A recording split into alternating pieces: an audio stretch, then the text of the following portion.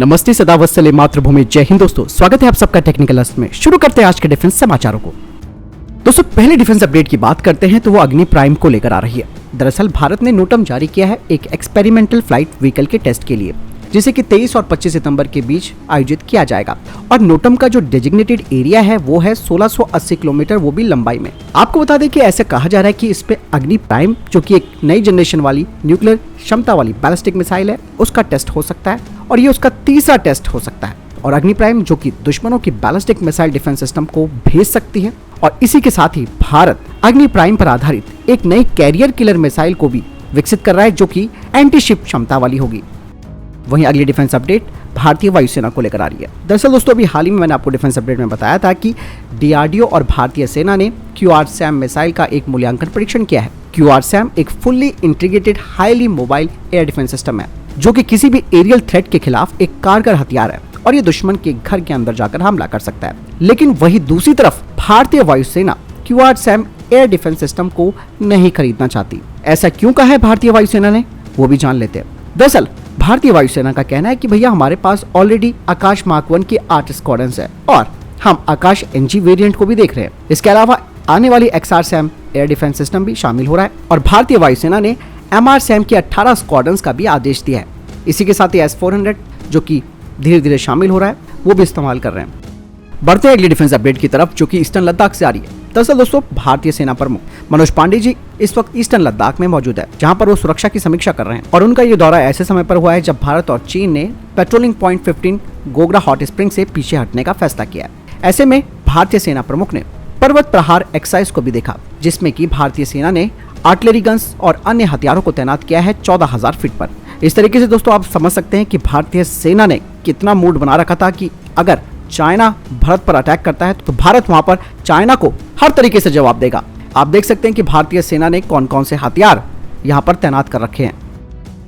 बढ़ते हैं अगले डिफेंस अपडेट की तरफ, जो कि भारत के डायरेक्टेड एनर्जी वेपन्स को लेकर आ रही है। दरअसल दोस्तों जिस तरीके से दुनिया लेजर आधारित हथियार प्रणालियों की ओर आगे बढ़ रही है, ऐसे में DRDO की संस्था centre for high energy system and sciences जैसे संगठनों ने इन डायरेक्टेड एनर्जी वेपन्स पर तेजी से काम करना शुरू कर दिया है, क्योंकि ये जो डायरेक्टेड एनर्जी वेपन्स हैं ये भविष्य के हथियार हैं।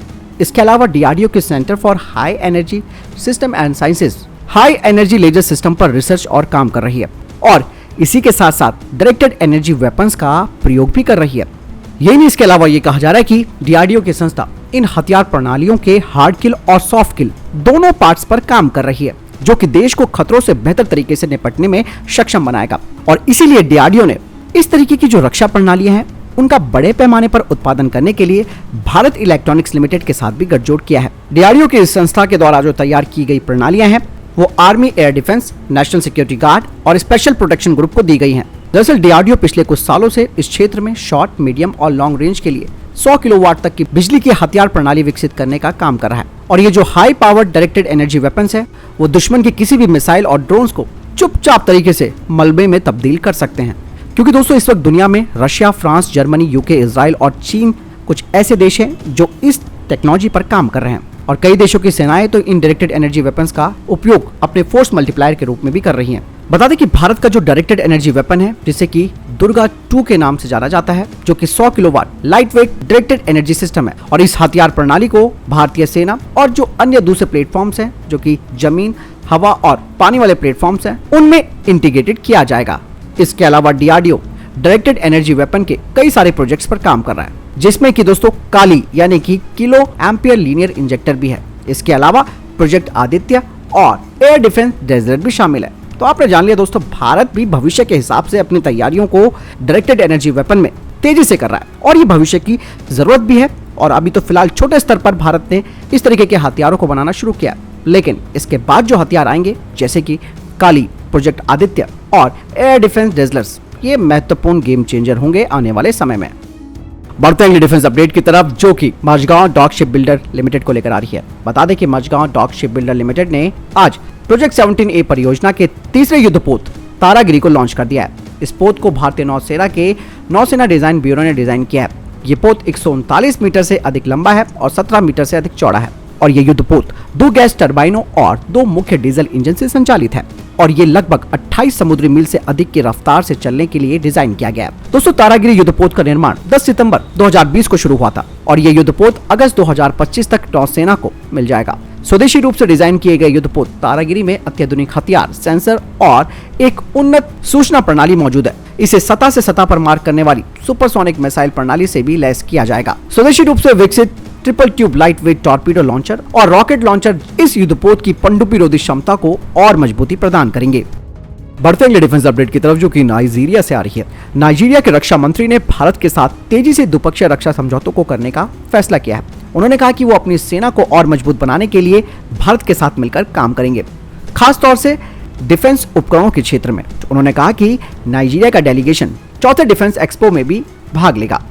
बढ़ते अगले डिफेंस अपडेट की तरफ, जो कि रॉयल मलेशियन एयरफोर्स को लेकर आ रही है। दरअसल रॉयल मलेशियन एयरफोर्स ने साउथ कोरिया के FA-50 को विनर घोषित कर दिया, जो कि रॉयल मलेशियन एयरफोर्स का 18 एयरक्राफ्ट का टेंडर था। लेकिन अब रॉयल मलेशियन एयरफोर्स के इस फैसले पर बट्टा लगा दिया है मलेशिया के वित्त मंत्रालय ने।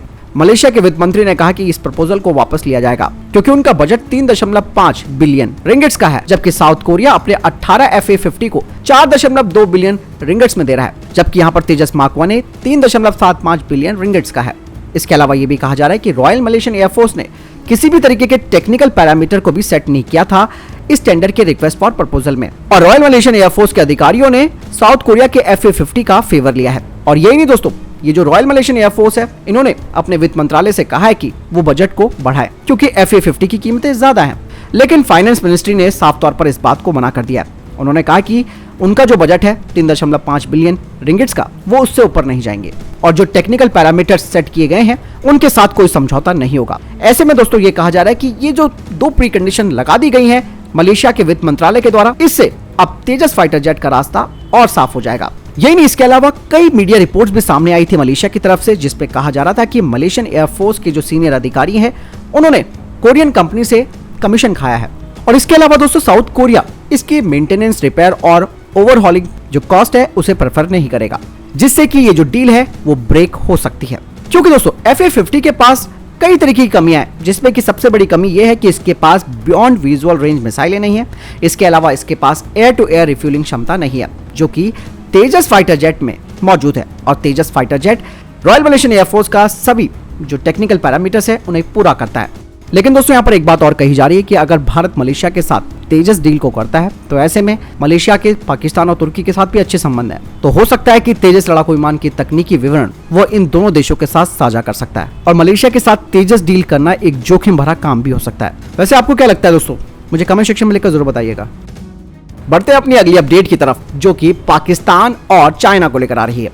दरअसल चीन की कंपनियों ने पाकिस्तान में नीलम झेलम जो जल विद्युत परियोजना थी उससे अपने हाथ पीछे खींच लिए। दरअसल मैं आपको बता दूं कि चीनी इंजीनियर्स और उनके कर्मचारियों ने पाकिस्तान के कब्जे वाले कश्मीर में 969 मेगावाट की नीलम झेलम जल विद्युत परियोजना की मरम्मत को छोड़ दिया है। और ये जो परियोजना है वो जुलाई के महीने से बंद है, क्योंकि दोस्तों पाकिस्तान को एक तो ईंधन और बिजली की लगातार कमी का सामना करना पड़ रहा है। साथ ही चीनी कंपनी का कहना है कि इस संयंत्र में उनको स्थानीय लोगों का विरोध का सामना करना पड़ रहा है। इसके अलावा पाकिस्तानी पुलिस भी उन्हें सुरक्षा देने में विफल है। और ऐसा कहा जा रहा है कि चीन की इस परियोजना से अचानक हटने से इस संयुक्त जल विद्युत परियोजना को लेकर पाकिस्तान और चीन के बीच एक बड़ी दरार पैदा हो गई है।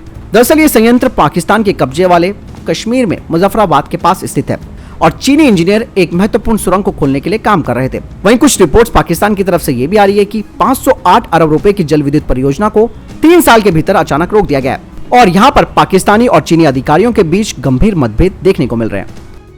बढ़ते हैं डिफेंस अपडेट की तरफ, जो कि भारत और अमेरिका को लेकर आ रही है। दरअसल अमेरिका के द्वारा पाकिस्तान को $450 मिलियन का जो पैकेज सैंक्शन किया गया है उनके F-16 फाइटर जेट्स को पुनर्जीवित करने के लिए। ऐसे में भारत ने एक सख्त नाराजगी जाहिर की है अमेरिका के सामने, और ये घोषणा अमेरिका ने दोस्तों ऐसे समय पर की है जब भारत और अमेरिका के जो उच्च अधिकारी हैं वो भारत अमेरिका 2+2 इंटरसेशनल मीटिंग और मैरीटाइम सिक्योरिटी डायलॉग कर रहे हैं। साथ ही भारत सरकार ने कहा कि वे नहीं चाहते कि अमेरिका के साथ भारत के संबंध खराब हो, क्योंकि पाकिस्तान को किसी भी तरीके का सपोर्ट करना भारत की सुरक्षा पर इसका असर पड़ेगा।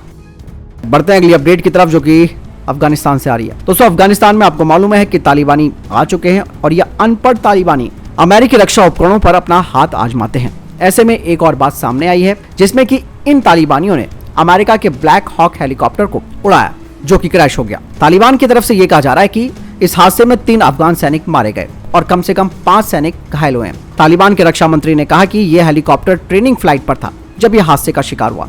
दरअसल दोस्तों, पिछले साल जब अमेरिकी सेनाएं यहां से गई थी तब अरबों डॉलर के हथियार पीछे छोड़ गई थी। तालिबान के सत्ता में आने के बाद से ये हथियार और एयरक्राफ्ट इन आतंकियों के हाथ में आ गए हैं। ये नहीं, तालिबान ये भी कह रहा है कि इस हेलीकॉप्टर में टेक्निकल समस्या आ गई थी जिसकी वजह से क्रैश हो गया। आपको बता दें कि 2002 से 2017 तक अमेरिका ने 28 अरब डॉलर के रक्षा उपकरण अफगानिस्तान की सरकार को दिए थे और इसके अलावा जो अफगानिस्तानी एयरफोर्स के कई पायलट्स वहां पर मौजूद थे जिन्होंने अमेरिकी फौजियों के साथ ट्रेनिंग ली थी, वे भी देश छोड़कर चले गए जब तालिबानी सत्ता में आए। तो दोस्तों, ये थे अब तक के टॉप डिफेंस और स्पेस अपडेट्स। वीडियो के संबंध में कोई प्रश्न जवाब है, आपको कोई सवाल है, कमेंट सेक्शन में लिखकर जरूर पूछ सकते हैं। मिलता हूं नए वीडियो के साथ, चैनल जरूर सब्सक्राइब कीजिएगा। जय हिंद, वंदे मातरम।